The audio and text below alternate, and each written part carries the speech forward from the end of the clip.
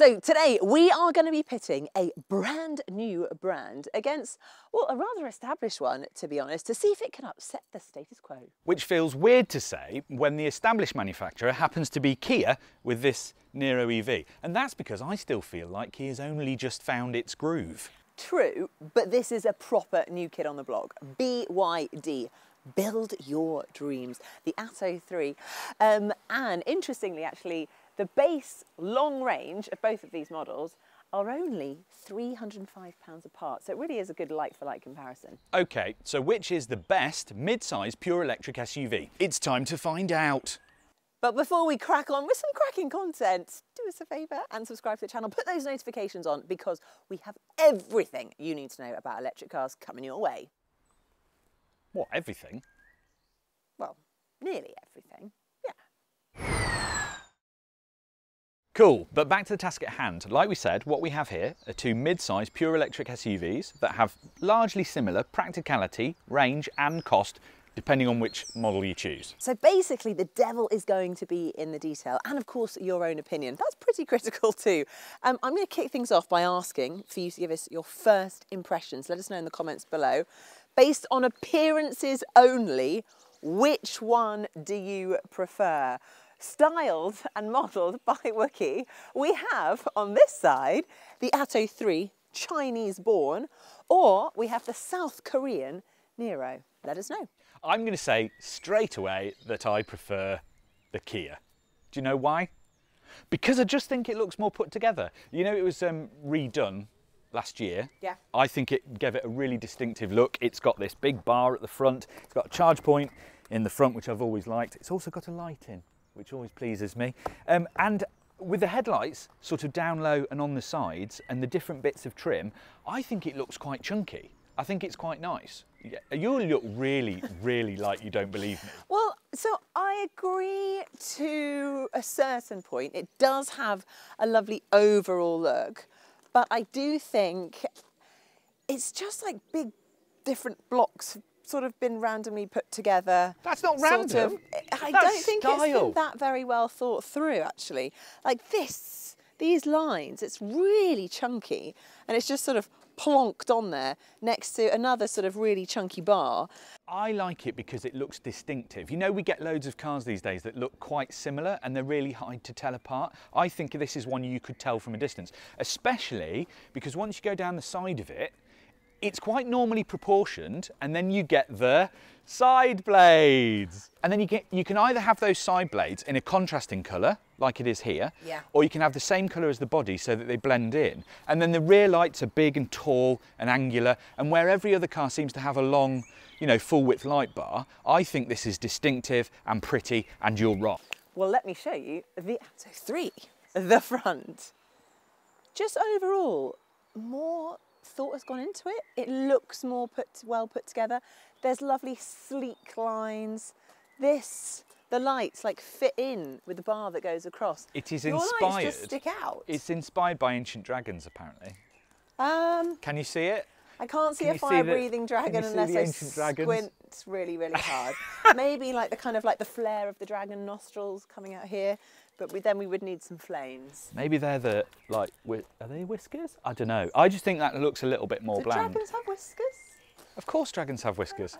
How do you think they find things in the dark? I think it's boring. I mean, they're similar proportions, aren't they? They're similar sizes. That's a bit lower. So I think this looks a little bit bulky and a little bit sort of like it's been inflated slightly. Yours is more off-road. But what about the back? Yeah, all right, you kind of win there. The back's a bit nondescript, if I am honest. I'm not sure about this kind of little quadrant at the back here. I know the brand is called Build Your Dreams officially, but we're all referring to it as BYD. But on the back, it actually says Build Your Dreams, which is a bit of a strange slogan to have on the back of your car. It just looks like you're doing a bit of free promotional work there. So not quite sure about that. So yeah, I will give it to you. You get the back and I win on the front. I just think this car is actually quite bland and I don't think there's anything exciting about it. I got a secret weapon up my sleeve. And I feel like this is a ta-da moment because there's a lot going on in here. I think it's got quite a vibe about it.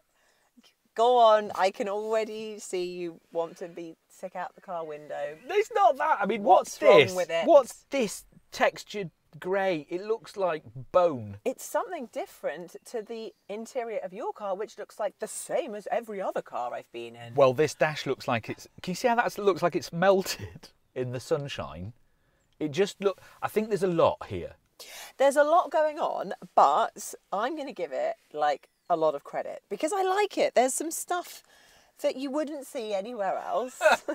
Like the side of the door panel. How epic is that? So unusual. It kind of reminds me of a circuit board. Or a banjo. That you can play. And I've come up with a tune. Go on then. Do you recognise this? Go on. Ready?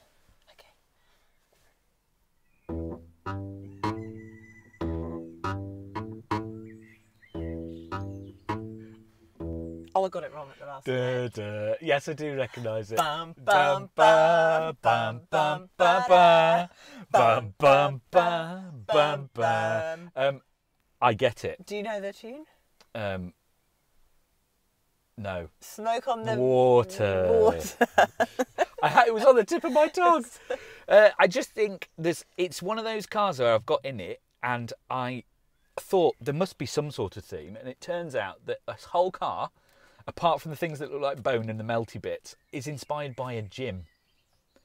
All right, which actually you hang out in a lot. I do. But not that you would know. Oh, that's quite cruel.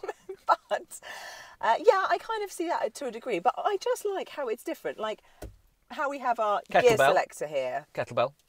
Dumbbells. That's a barbell. And then it's got different... That's supposed to be a treadmill. Yeah, I mean, that's really stretching. Is it though? I mean, yeah, it really is. I don't know. That's not going to be the first thing that you think of when you look at that. Oh, a treadmill. But and actually, most treadmills don't have that. It's the treadmills that you do, you know, that are self-perpetuating that has that groove in. Yeah, that's they're more like steps, aren't they? The weird thing is, I get in here and go, it feels different. It feels exciting, but I feel like it's a bit overwhelming. I wouldn't say overwhelming. What I would say is that you might tire it after a while. So first impressions, I actually loved it. You did. Because it's just different. And I just feel like so many car interiors look exactly the same and it's so boring. I mean, the attention to detail on the handles. I mean, there's a they're great. Speaker with this bizarre pullback for the handle. It's cool, it's different, it's alternative. But I do think maybe after a while, I don't think gimmicky is the right word. I just think you might tire of it because sometimes simplicity is best. There are things, real niggles, that are really irritating.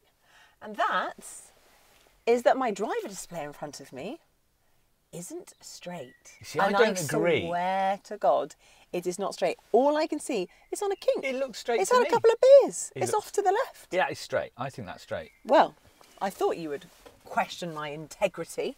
So lucky for you, there's the measure app. This has a spirit level on it. Is that really cockeyed? Do you think it is? Let's find out. Oh my gosh, it is. It's 3 degrees off to the left. Look, this is where it should be. That would be quite irritating. That's actually quite a difference. That's like a good ½ centimetre.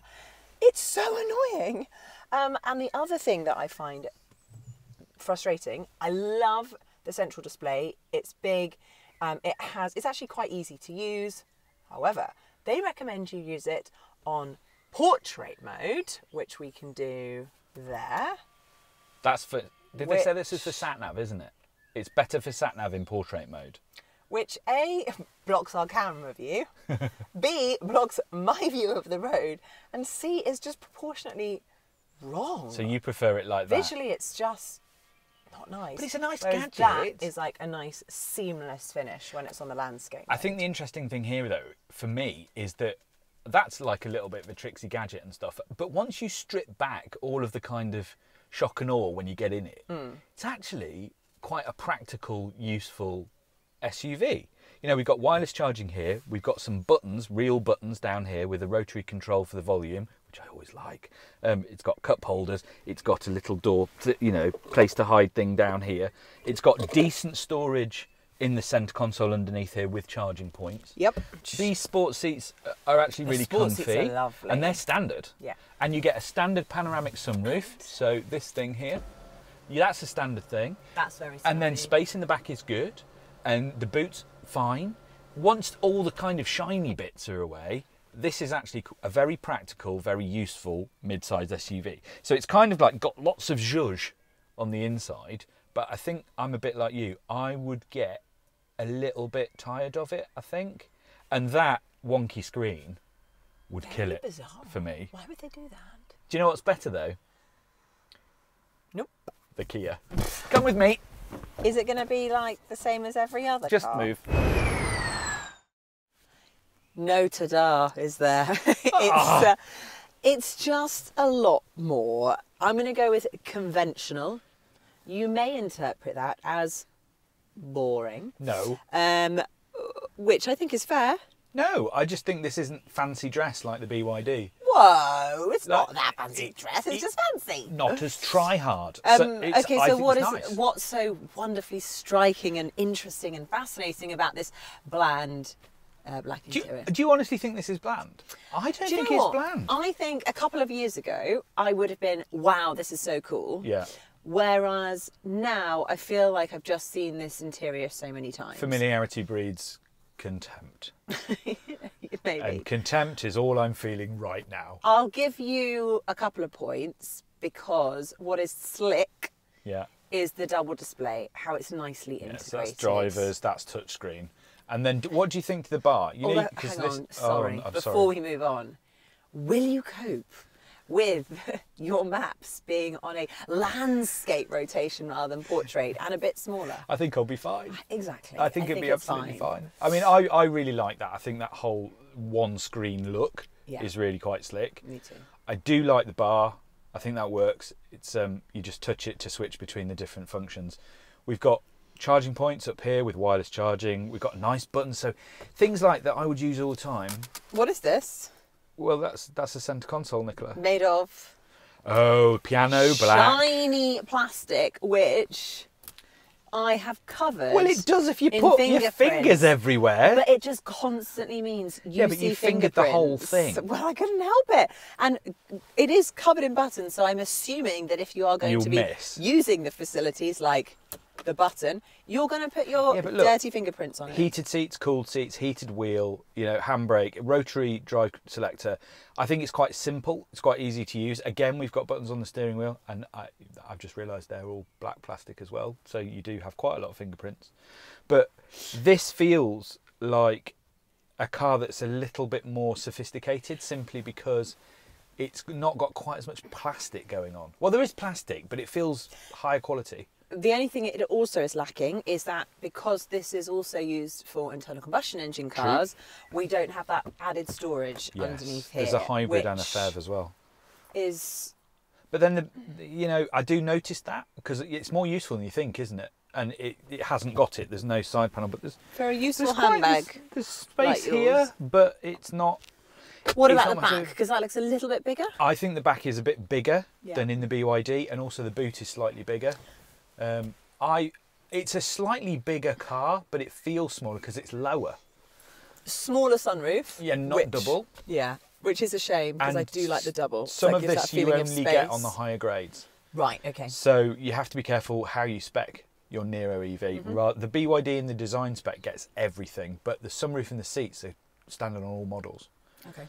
Whereas it's different on the Niro. And the seats are nice, but they're not like the proper bucket kind of racy seats that you get in the Atto 3. I prefer them because they don't look like they've come from a circus fair ride. But look at the profile of that. Isn't that just like someone sort of sticking their head out like, ooh? No, it looks like a droid well. from Star Wars, and therefore I like it. I just think it's not. I think this is a better interior because it's more sophisticated and it's calmer, and I don't think you get bored of it. Whereas you like that because it's boring like to start off Christmas. with, so you can't get bored of it. It's already boring. That's like a Christmas cracker. No, okay, maybe I'm being a little bit harsh. I just, it's just more on the standard side compared to the Atto 3. I would agree with you though. This is bigger, it's more sophisticated, and I think it's better. But there's one place where we'll start to figure out which car is actually the best one. Is it time for a drive? Yes, it is. All right, okay, so we are finally on the road in the BYD Atto 3, and I think the good news is it's kind of what I was expecting. It's quiet, it's calm, it's conservative. I think it rides relatively nicely. The steering's fine, it works as expected.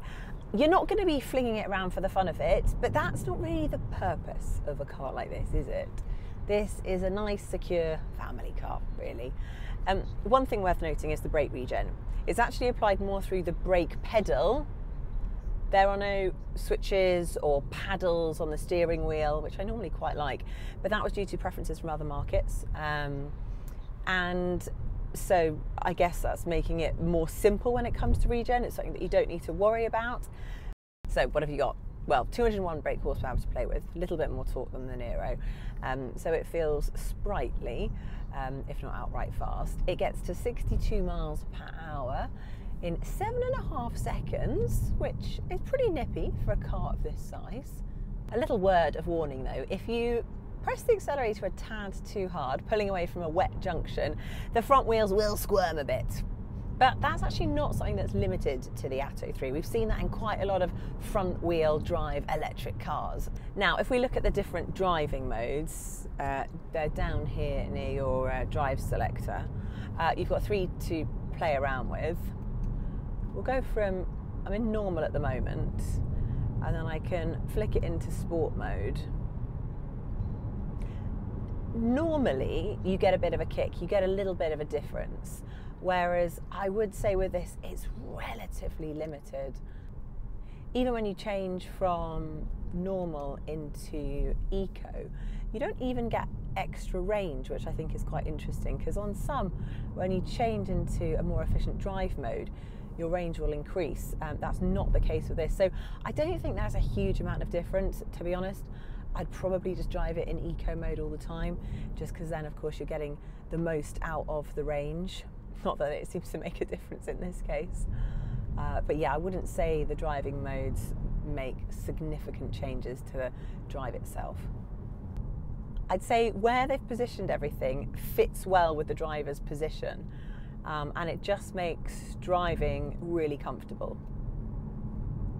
There is one thing worth noting. I've been through all the different seat positions, I really have, trying to configure it in a way that is comfortable. And I really thought I liked the design of these bucket seats, but actually, now that I've been driving for a while, they're a bit uncomfortable. The top part where the neck rest is sticks forward a little bit too much, and I just can't get it right. So that's one thing to be aware of. I would find that quite annoying. It just needs a bit more support here, up by your shoulders, and not push your head forward quite so much. Now, one thing I would also say is that this large display panel, this humongous display panel, it is great. However, you can flip between landscape and portrait, but what you can't do is angle it towards the driver. And I'm getting so much reflection onto it, I can't really see it that clearly. So at the moment, I'm just getting so much light bouncing off it, it doesn't make it that easy to read. I would much prefer a smaller screen angled towards me that doesn't have so much light reflecting off it, rather than something that's so big. Overall, it's a nice solid performance from BYD. I wouldn't say it's anything groundbreaking or spectacular, but perfectly acceptable, and I think most people would be very happy driving this car. And yet, if you want something that just feels solid when you're out on the road, I would say that the Kia Niro EV is just better. Again, similar to what Nikki was saying, the Niro isn't a hot hatch, so you won't be going out and flinging it down country lanes just for a laugh. But it has got exactly the same amount of power as the BYD, so it's got 201 brake horsepower, but slightly less torque. So it is a little bit slower from 0 to 62 miles an hour, about half a second slower, and it does feel slightly less perky. The one thing about it though and you notice when you go around a corner, is that despite having a bigger battery than the Atto, the Niro is actually 86 kilograms lighter, and that makes a difference. So it feels quite precise from the wheel. It feels like it wants to change direction a little bit more keenly, and yet when you hit bumps and you hit potholes and you hit sleeping policemen, it feels more sophisticated, like it's got more expensive damping, which means it's more comfortable. It's one of those cars where they are incremental advantages over something like the BYD, but when you drive them back to back, you really do notice the difference. And I think this is the better car on a normal British B road. It's got more sophistication. Like the Atto, it also has driving modes. You access those from this little thumb button here, and you've got Eco, Normal and Sport, and you can actually feel the difference. So Eco really does deaden off the throttle response. Normal is a bit in the middle, but if you put it in Sport and floor it, it really does make it sharper. The steering feels a bit sharper. I mean, it's not a sports car. It's not trying to be a sports car. I don't think I'd put it into Sport to enjoy it down a B road, but it does help if you're going for an overtake. And again, Eco, I'm not sure I'd use it a whole heap, unless I was really trying to eke out those last 5 miles to get me home for a recharge.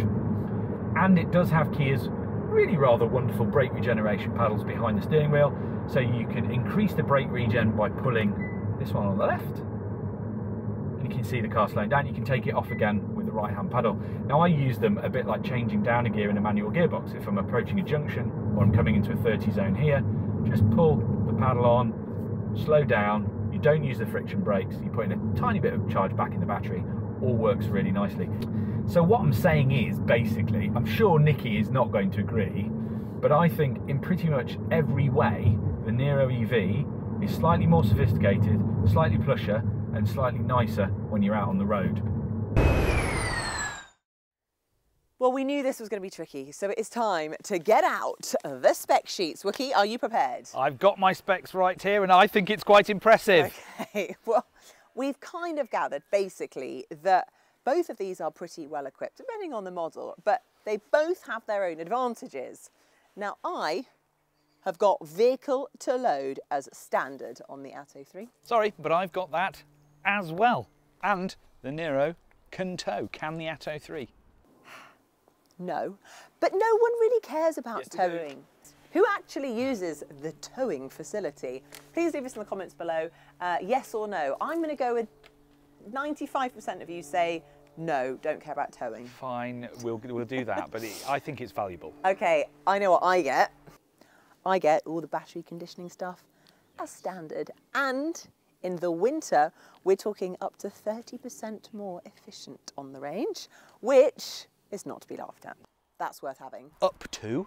It's not a guaranteed extra 30%, but it's really trick. And to be fair, whether you get a heat pump or not on the Niro depends on which model you buy, as in whether you pay extra for it. So I'll give you that. I'll give you that. So 30% extra range in the winter, or you can tow. All right. I quite like towing. Okay, what about this one?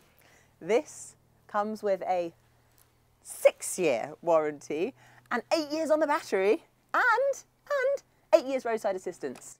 Well, that's pretty good. I mean, that is a warranty that's only beaten by the Kia's 7-year warranty, although you get a similar 8-year warranty on the battery, just like the BYD, although you only get 1 year's roadside assistance, but you won't need the rest anyway because they are completely reliable. Anyway, enough with the specs. Which car would you actually drive home in today? It's really difficult. No, I've got to not. say, I am actually really struggling. Okay, so the Atto 3, £36,490. It's a lot. It is a lot, but you get a lot. You do? For your car. I think the tricky thing for me is that, you know, it drives well, it's got the efficiency, it's got the range. I quite like the styling. It has the whole package. However, the Kia. The e-Niro, which was the kind of original model of this, was the first EV I properly fell in love with. Years ago it came out, it was a trailblazer. It was efficient, the range was brilliant, it was reliable. You know, what you get with Kia is a trusted electric car manufacturer. So I'm surprised that these are actually priced the same. Had this BYD been a little bit cheaper, then perhaps it'd be a no-brainer and I'd go for this. But when it's priced the same, it does make it really hard. The problem that I think the BYD's got is that the equivalent Niro EV is 36,795. So it's within a few hundred quid, and yet I know and trust the brand. I think it looks better. I know that's subjective. I think it's slightly bigger, slightly more practical, and slightly more efficient. So for me, it's hands down the Niro EV. But I can see where you're coming from in that BYD, if that was 2 or 3 grand cheaper, it'd be a problem because I'd be looking at that thinking I'm getting more for my money. But it's not. I think the price too high. Think what MG did when they entered the market. Yeah. They were providing loads more for a really reasonable price. And I think as a Chinese manufacturer coming into the UK, fighting against the big boys like Kia and Hyundai, I think you need to offer a little bit more. So the BYD for me loses, and it's the Kia Niro EV all the way. And Nicola, for once, agrees with me. Don't you, Nick? In this instance, I think I'm going to have to. Yes! For once we agree, and she's going to have to admit that I've done something right for once in my life. But once this goes on discount, BYD every time. Anyway, thank you for watching, and we'll see you next time. If you need to know more about the 2 cars we've featured here, then please do have a scan about on the Electrifying YouTube channel, where you'll find individual reviews of both, plus loads of info on other options. And if you need to know anything at all about electric cars, then pop over and see us at electrifying.com, where we've got all the info, know-how and knowledge to help you choose, use and get the most from a voltage vehicle.